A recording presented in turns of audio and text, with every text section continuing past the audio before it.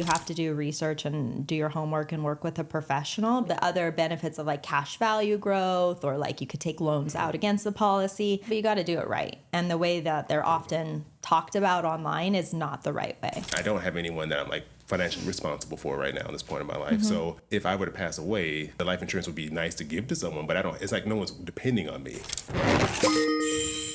My name is Chris Browning. And I'm Brittney Castro. And welcome to Our 2 Cents, where we dive into the money topics that everyone is talking about. Life insurance. Is it a good idea or even worthwhile to buy term and then try to invest the difference? Where do you stand? Because life insurance is your thing. You're one of the most knowledgeable people. It's my favorite thing when it comes right to now. this. Yeah. So I am a believer in there's never a cookie cutter approach to anything. Buy term and invest the difference is very popular for financial professionals and experts to say. But the reality is it's not true. It doesn't always make the most sense for people.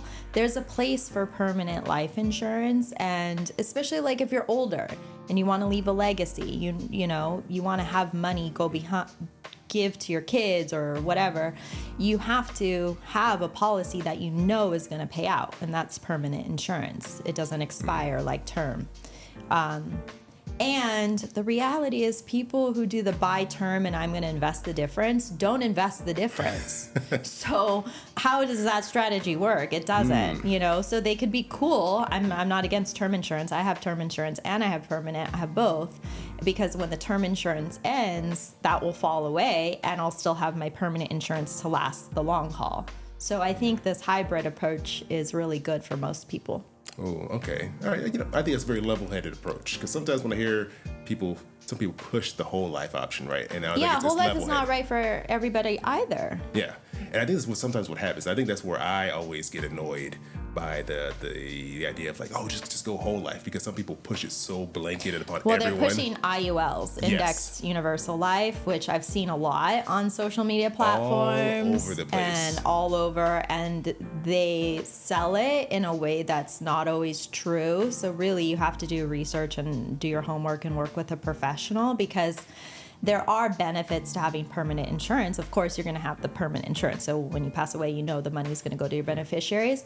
But also the other benefits of like cash value growth, or like you could take loans out against the policy.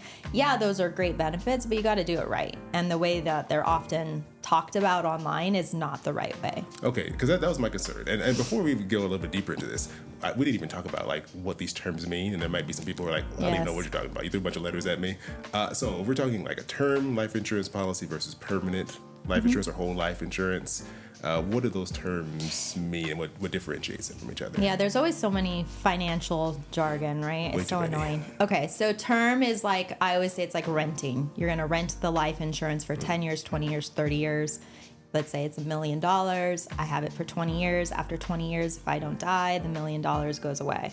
Okay, so most term insurance never pays out because people outlive the term. However, it's the cheapest because doesn't pay out. So if you need insurance, like the bulk of, you know, what you need for 20 years, maybe kids are growing up, they're out of the house now, mortgage is almost paid off. Great. You had that protection. Hopefully you never need it. Permanent insurance is like buying a house. It's going to cost more money, but there's more benefits. You know, at some point that policy is going to be paid out, because the policies are written to usually age 120 now. So there's no like expiration date. You know, I'm paying for this insurance. My beneficiary is going to get the money. I don't know when, but at some point.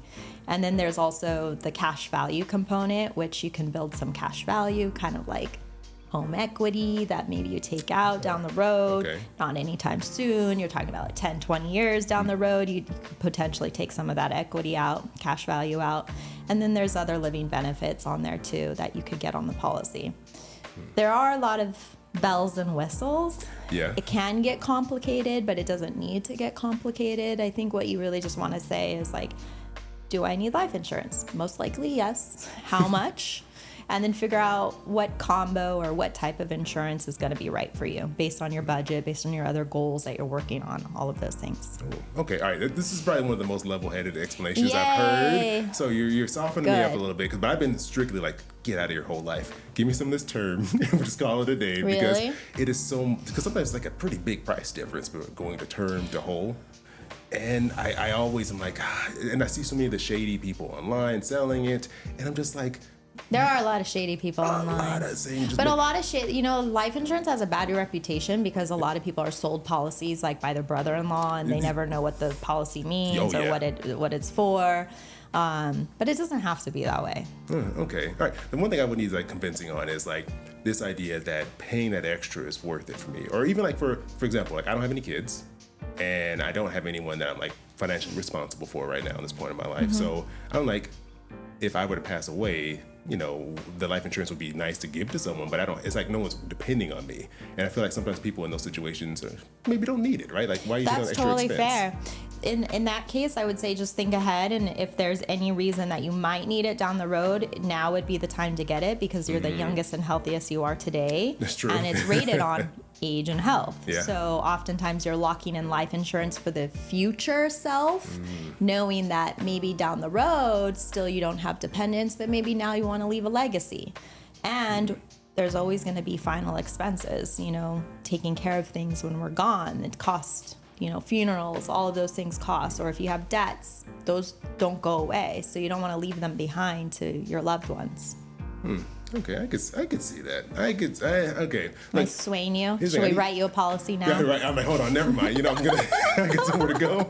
I'll get the application ready. Yeah, okay. It's just kind of like we have been talking about social media a little bit, and it's just like this idea of you see so many promises made for some of these products. Look, you have to be smart. I'm a big believer in filtering advice from online sources. If it's too good to be true, probably is. There's no like get rich quick schemes. There's no like weird strategies that someone online knows that you don't know. A lot of times you can sniff it out if it's not true.